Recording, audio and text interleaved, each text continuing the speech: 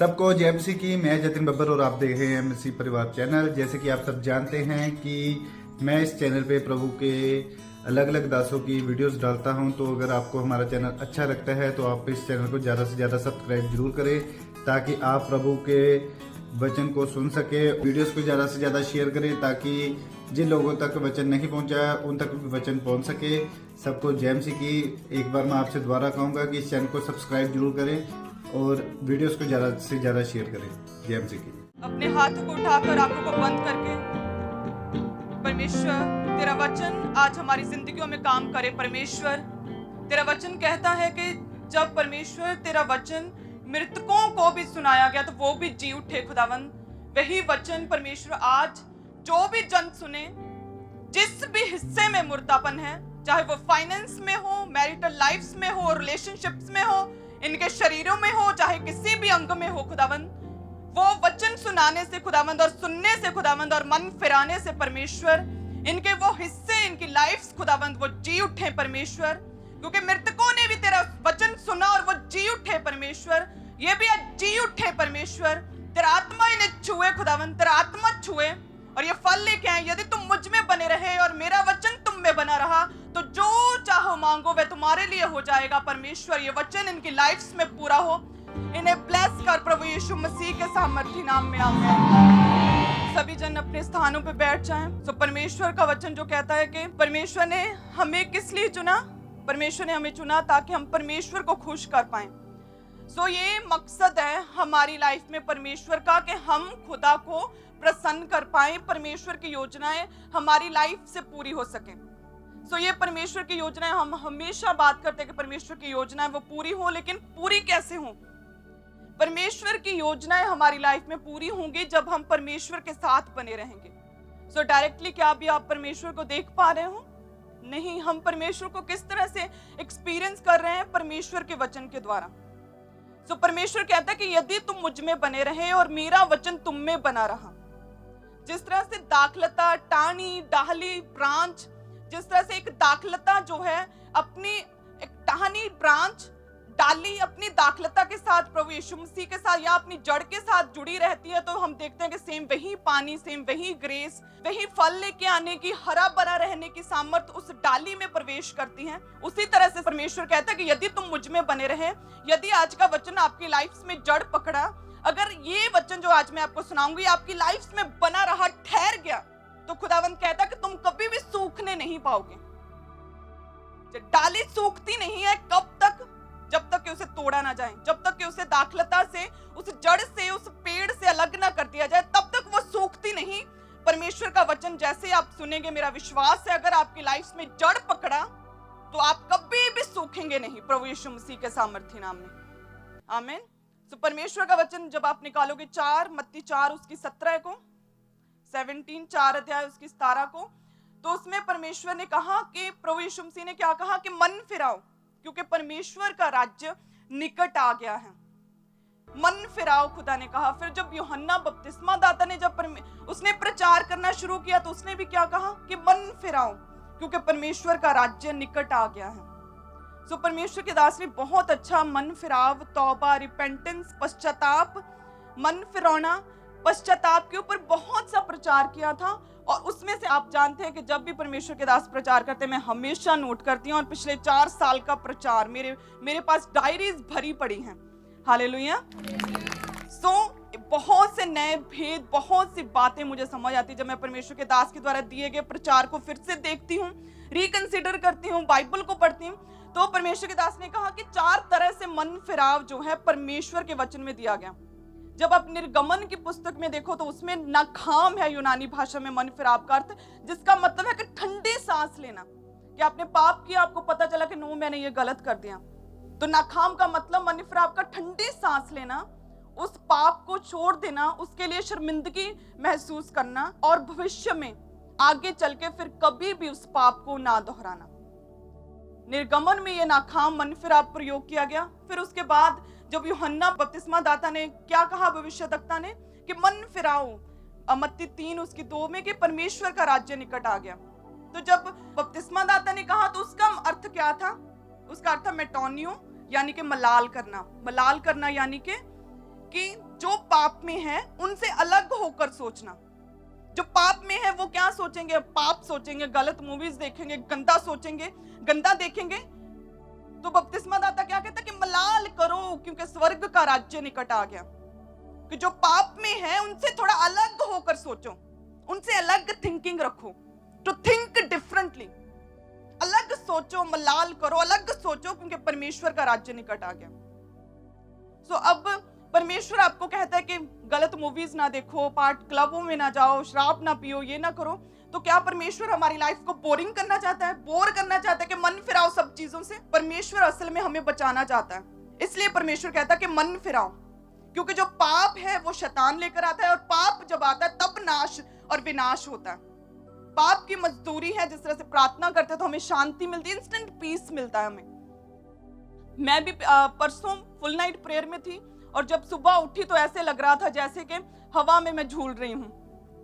ऐसे इंस्टेंट हमें एक्सपीरियंस होता है प्रार्थना करने का, हमें पीस मिलता है। परमेश्वर बात करता है सपनों में, दर्शन एकदम से चेंज हो जाते हैं, माहौल चेंज हो जाता है। सो सेम उसी तरह से जिस तरह से प्रार्थना करते हैं और उसका फल मिलता है, पाप की भी सैलरी है, उसकी भी तनख्वाह मिलती है, चाहे जल्दी मिले चाहे लेट मिले, उसकी भी सैलरी है, वो है मौत, डेथ। लेकिन परमेश्वर के वरदान हमारे प्रभु यीशु मसीह में अनंत काल का जीवन है। तो परमेश्वर हमें जीवन देना चाहता है, इसीलिए परमेश्वर कहता कि पापों से मन फिराओ, प्रभु यीशु मसीह में आ जाओ, ताकि जो पाप की मजदूरी मौत है वो ना तुझे मिले, बल्कि प्रभु यीशु मसीह की ओर मुड़ोगे तो उसकी लाइफ, परमेश्वर की लाइफ हमारी लाइफ में समा जाए। हालेलुया। तो इसलिए परमेश्वर हमें बोर नहीं करना चाहता, परमेश्वर असल में हमें बचाना चाहता है। आप परमेश्वर के वचन में पुराने नियम में जब भी देखते हो तो उसमें परमेश्वर ने कभी भी अपने लोगों को त्यागा नहीं था, इजराइलियों को कभी नहीं त्यागा। हमने देखा कि सुलेमान के बेटे ने जब राज्य किया, उसके बाद बहुत से राजा आए जिन्होंने पाप किया, परमेश्वर के विरुद्ध उन्होंने कुकर्म किए, परमेश्वर को छोड़ अन्यों की उपासना की। तो परमेश्वर ने उनके दायरों को कम कर दिया, बाउंड्रीज को कम कर दिया, उन्हें लिमिटेड कर दिया, उनकी ब्लेसिंग्स को, आशीषों को खुदा ने कम कर दिया, लेकिन कभी भी उन्हें त्यागा नहीं था। वो कैसे पता चलता है? क्योंकि परमेश्वर समय समय पर अपने दास मूसा को, एलिया को, अलीशा को, परमेश्वर अपने दासों को, प्रेरितों, नबियों को इसीलिए भेजता था ताकि मन फिराओ। अगर परमेश्वर ने हमें खत्म करना होता तो परमेश्वर खत्म कर देता, लेकिन अपने दासों को कभी ना भेजता। पुराने नियम में परमेश्वर ने अपने दासों को, एलिया को, अलीशा को भेजा। एक उच्च अधिकारी अन्य जाति नामान, परमेश्वर ने उसे शुद्ध कर दिया। किस तरह से बेटी विधवा का पुत्र जो है वो जी उठा। मूसा के द्वारा परमेश्वर ने बड़े काम किए, क्योंकि परमेश्वर हमें विनाश नहीं करना चाहता, परमेश्वर हमें खत्म नहीं करना चाहता, परमेश्वर हमें उस नाश से बचाना चाहता है। इसीलिए परमेश्वर कहता मन फिराओ। तो वो बोरिंग करने के लिए नहीं है हमारी लाइफ कि हम बोर हो जाएंगे, कि टीवी नहीं देखेंगे, अब हम बोर हो गए। परमेश्वर हमें बोरिंग करना चाहता है। परमेश्वर हमारी लाइफ को enjoyful, victorious, full of blessing के साथ भरना चाहता है, फलदायक करना चाहता है। परमेश्वर हमें बोरिंग नहीं करना चाहता। इसीलिए परमेश्वर ने कहा मन फिराओ, कभी नहीं त्यागा खुदा ने। जब इजराइलियों ने भी पाप किए, बार बार परमेश्वर के विरुद्ध बोले, बछड़ा बनाया, उसे पूजा, परमेश्वर के दास के विरुद्ध बोले, किस तरह से उन्होंने कुकर्म किया, व्यभिचार किए उन्होंने, परमेश्वर ने उन्हें त्यागा नहीं, लेकिन परमेश्वर ने उनकी जो ब्लेसिंग्स थी परमेश्वर ने उसे जरूर कम कर दिया। 40 साल का सफर परमेश्वर ने लंबा कर दिया, उनकी जर्नी को, उन वायदों के स्थान, उनकी टेस्टिमनीज तक पहुंचाने के स्थान तक। लेकिन परमेश्वर ने उन्हें त्यागा नहीं था। परमेश्वर बार बार जाहिर करता था कि मन फिरा लो, मेरी ओर मुड़ आओ। हालेलुया। सो इसीलिए परमेश्वर कहता कि मैं नाश नहीं चाहता, मैं चाहता हूं कि तुम बचे रहो, तुम्हारी विक्टोरियस लाइफ हो, तुम फलदार हो जाओ, अपनी लाइफ में तुम ब्लेस हो सको। परमेश्वर चाहता है कि आप आगे बढ़े, उच्च स्थान, मुख्य स्थान परमेश्वर आपको देना चाहता है। हालेलुया। लेकिन पाप की मजदूरी मौत है, इसलिए परमेश्वर कहता पाप को छोड़ो, जो पाप में उनसे थोड़ा अलग सोचो, मलाल करो, टू थिंक डिफरेंटली, क्योंकि परमेश्वर का राज्य निकट है। हालेलुया। तो कितने जन तैयार हैं मन फिराने के लिए? और आप सोच भी रहे होंगे कि मैं तो बपतिस्मा पा चुका, मैं क्या मन फिराऊं अब। इजरायली भी परमेश्वर में थे, लेकिन बार बार उन्होंने पाप किए, बार बार वो परमेश्वर से दूर गए। इसलिए हर एक विश्वासी को, चाहे वो एक नया विश्वासी, चाहे वो प्रभु में हो, चाहे वो मसीह में नहीं है, हर एक को अपने आप को रिकंसिडर करने की जरूरत है। हर एक व्यक्ति को अपने आप को पहचानना, अपने आप को चेक करना। जो पतरस ने कहा कि मन फिराओ, लौट आओ, मुड़ आओ, तो उसका मतलब था कि रिकंसिडर करो अपने आप को फिर से जांचो। भले ही तुम परमेश्वर में हो, अपने आप को रिकंसिडर करो, थोड़ा अलग सोचो पापी लोगों से, पाप से बचकर थोड़ा अलग हो जाओ, सेपरेट हो जाओ, परमेश्वर के करीब जाओ, क्योंकि परमेश्वर का राज्य निकट है। हालेलुया। सो इसीलिए हमें मन फिराना है। जब हम मन फिराते हैं तो परमेश्वर हमारी लाइफ में चीजें ऐड करनी शुरू कर देता है। हम जानते हैं, आप सभी इन चीजों से निकले कि किस तरह जब हम परमेश्वर में आते, परमेश्वर की ओर मुड़ते, पाप से मन फिराते, तो परमेश्वर ऐड करता है।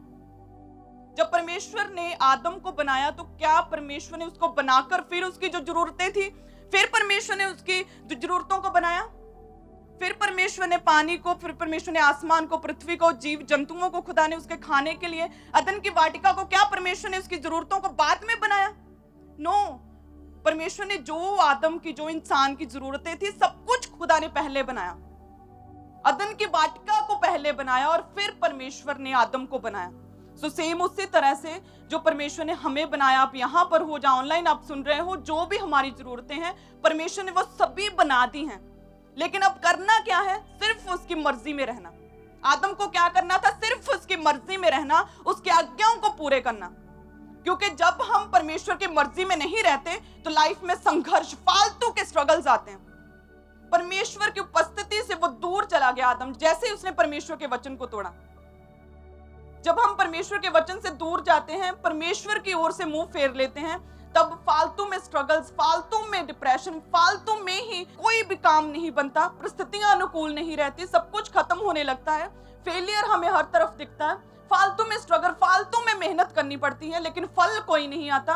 वो क्यों? क्योंकि परमेश्वर कहता है सिंपली मेरी प्रेजेंस में बने रहो, सिंपली मेरी मर्जी में, मेरी उपस्थिति में, परमेश्वर कहता है मेरी आज्ञाओं में बने रहो। हालेलुया। जब आप निकालोगे 15 लूका 15 अध्याय, तो इसमें राव पुत्र जो है उसका दृष्टांत दिया गया। हम जानते हैं कि प्रभु यीशु मसीह हमेशा एक सच्चाई को हम पर जाहिर करने के लिए, हमें समझाने के लिए परमेश्वर दृष्टांतों का प्रयोग करता था। सो ये बहुत ही कॉमन दृष्टांत है, लेकिन जब मैंने पढ़ा तो मुझे लगा कि मन फिराव के लिए मुझे ये आपको समझाना चाहिए। हालेलुया। सो इसमें जब तक कि वो लड़का, जो कि रिच व्यक्ति का लड़का था, जब तक कि वो परमेश्वर के राज्य, या कह लो कि अपने पिता से दूर जा रहा था, सब कुछ बर्बाद हो रहा था, सब कुछ खत्म हो रहा था। लेकिन जैसे ही उसने अपने आपे में वचन कहता आया, तो उसने सोचा कि मैं अपने पिता के पास वापस जाऊंगा। जैसे ही उसने ये सोचा और उसने मन फिराव के बारे में सोचा और मन फिराव के लिए अपने पिता के पास वापस गया। हालेलुया। सो सबसे पहले 15 अध्याय उसकी 11 से हम पढ़ेंगे और आप सभी ध्यान से देखें कि फिर उसने कहा, किसी मनुष्य के 2 पुत्र थे, उनमें से छोटे ने पिता से कहा, हे पिता, संपत्ति में से जो भाग मेरा हो वह मुझे दे दीजिए। उसने उनको अपनी संपत्ति बांट दी। बहुत दिन ना बीते थे कि छोटा पुत्र सब कुछ इकट्ठा करके दूर देश को चला गया और वहां उसने कुकर्म में अपनी संपत्ति उड़ा दी। जब वह सब कुछ खर्च कर चुका तो उस देश में बड़ा अकाल पड़ा और वह कंगाल हो गया। इसलिए वह उस देश के निवासियों में से एक के यहाँ जा पड़ा। उसने उसे अपने खेतों में सूअर चराने के लिए भेजा और वह चाहता था कि वह उन फलियों से जिन्हें सूअर खाते थे अपना पेट भरे, उसे कोई कुछ नहीं देता था। आप सोचो कि वो लड़का, जो कि एक रिच व्यक्ति, एक धनी का लड़का था, किस तरह से जैसे वो अपने पिता से दूर गया, कुकर्म, व्यभिचार में पड़ा, गलत कामों में पड़ा, तो किस तरह से उसे लिखा है कि सब कुछ उसका बर्बाद हो गया, परिस्थितियां उसके अनुकूल नहीं रही, अकाल पड़ गया, वह कंगाल हो गया, खाने को कुछ ना था, सूअरों को चराना पड़ा, जो कि एक श्रापित काम था। सूअरों के जैसा फलियां जो सूअरों को देते थे वो खानी पड़ी, पेट भर खाना तक नहीं मिलता था। एक धनी इंसान का बेटा और उसे खाने तक के लाले पड़ गए। और परमेश्वर का वचन भी पहला पत्रस 2:9 में परमेश्वर यही कहता है कि तुम एक चुना हुआ वंश, राज पदधारी, याजकों का समाज, परमेश्वर की पवित्र प्रजा हो। तुम्हें परमेश्वर ने अंधकार में से अद्भुत ज्योति में बुला लिया, तो इसलिए उसके गुणों को प्रकट करो। उसके गुण क्या है? क्या पाप उसके गुण है? क्या व्यभिचार उसका गुण है? नो। यूसुफ ने क्या किया परमेश्वर के सामने?